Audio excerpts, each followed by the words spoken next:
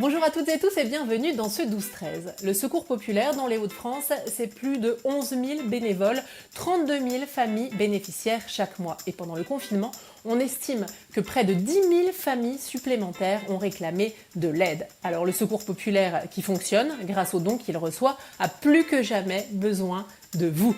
Les activités de l'association ont repris petit à petit. Vous êtes nombreux à vous poser des questions. On y répond maintenant grâce à Jean-Louis Alins qui représente le Secours populaire dans les Hauts-de-France. Jean-Louis Alins, merci beaucoup d'être avec nous. Elisabeth demande comment faire un don d'argent au Secours populaire et je pense que vous en avez bien besoin en ce moment.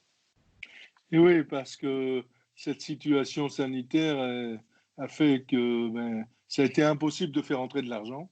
Pas de fête, pas de braderie, pas de collecte au porte-à-porte. Et ce qui fait qu'aujourd'hui, dans cette fédération du Nord, il y a un manque à gagner de 350 000 euros. Et on attend surtout les généreux donateurs qui disent on vous envoie un chèque ou on fait un virement par ligne au Secours populaire.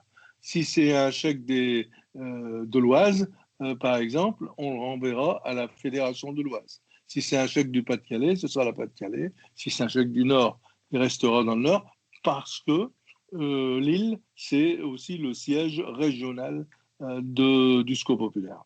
Et je rappelle aussi que chaque don est déductible des impôts. Là, ça a vraiment été une période difficile pour vous.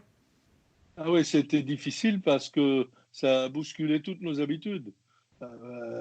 Par exemple, sur l'aide alimentaire, chaque mois, tous les ayants droit, si on peut dire, entre guillemets, toutes les personnes qui avaient rempli un dossier qui était en grande difficulté, ils venaient chercher l'aide alimentaire. Plus personne n'a osé sortir avec le confinement et forcément, on a dû revoir les choses. En revoyant les choses, notre pratique, on s'est dit, on va faire autrement. On va aller, nous, avec des bénévoles, distribuer.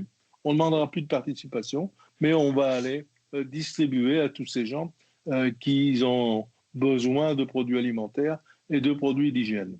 Il n'y avait plus d'école, plus de cantines difficiles à nourrir la famille. Et donc là aussi, on a eu entre 25 et 30% de gens supplémentaires pour les aider au niveau alimentaire. Lucie voudrait savoir de quel type de dons alimentaires vous avez besoin. Et de tout, puisque le 25 mai, nous avons voulu faire une reprise avec le déconfinement pour y aller tout doucement, en prenant toutes les mesures naturellement, mais on s'est rendu compte que les gens avaient besoin de tout, aussi bien des conserves alimentaires que des produits frais, mais avec un petit plus aussi, les produits d'hygiène. Pendant le confinement à Lille, Jean-Marie n'a pas pu obtenir de colis d'aide alimentaire et il demande quand ça va reprendre. Ça a repris du coup. Ça a repris le 25. Ça a repris le 25, ça va être toute la semaine. C'est toute la semaine du 25 et ça reprendra après au mois de juin. Mais de toute façon, il sera contacté ou il contacte le Secours populaire au 0320 34 41 41 pour demander la date quand il doit venir et quand il doit venir s'inscrire. Marie était l'an dernier en juin à la vente d'œuvres d'art au profit du Secours populaire. Elle demande si ça aura lieu cette année. Alors ça a commencé, on l'a fait virtuellement, avec les réseaux sociaux, on a décidé de tout passer. Il y a déjà eu pour 35 000 euros de tableaux vendus.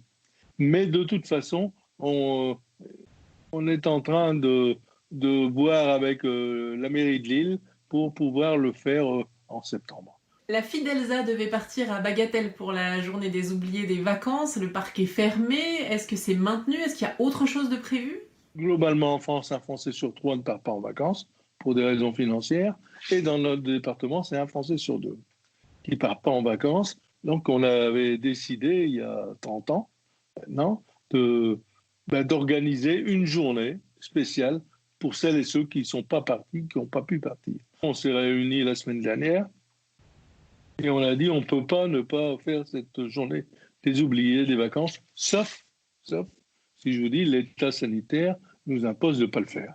Un autre handicap, c'est que pour transporter les gens dans les bus, s'il faut 2 bus au lieu d'un, ça va coûter beaucoup plus cher.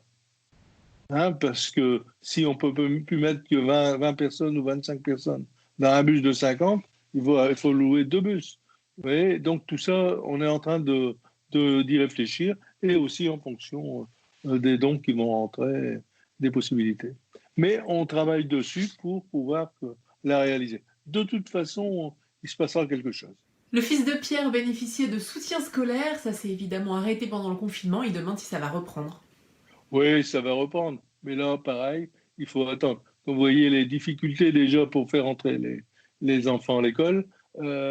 C'est compliqué, mais quand tout va être normalisé, ça va reprendre, hein, ouais, sans problème. Bernadette aimerait se rendre utile et demande si vous recherchez des bénévoles. Oui, oui, toujours. Je vous disais dans le département du Nord, un département que je connais bien, 5400 bénévoles, et tout le monde est bienvenu. D'ailleurs, c'est la politique du Secours populaire. La politique du Secours populaire, c'est rien pour rien. Vous êtes grand et costaud, il y a un camion qui vient dans la cour, vous pouvez venir le décharger, vous pouvez venir donner un coup de main. On a besoin de tout le monde, hein, aussi bien des médecins que des infirmiers, que des gens qui ont envie d'aider, et des gens, des cuisiniers, toutes celles et ceux qui veulent mettre leurs compétences au service de la solidarité. Merci Jean-Louis Calens d'avoir répondu à toutes ces questions. Bonne journée. Voilà pour aujourd'hui. Demain, nous parlerons de la reprise du culte catholique, comment les églises se préparent-elles, comment les messes seront-elles organisées. Et c'est Monseigneur Le Borgne, évêque d'Amiens, qui vous répondra.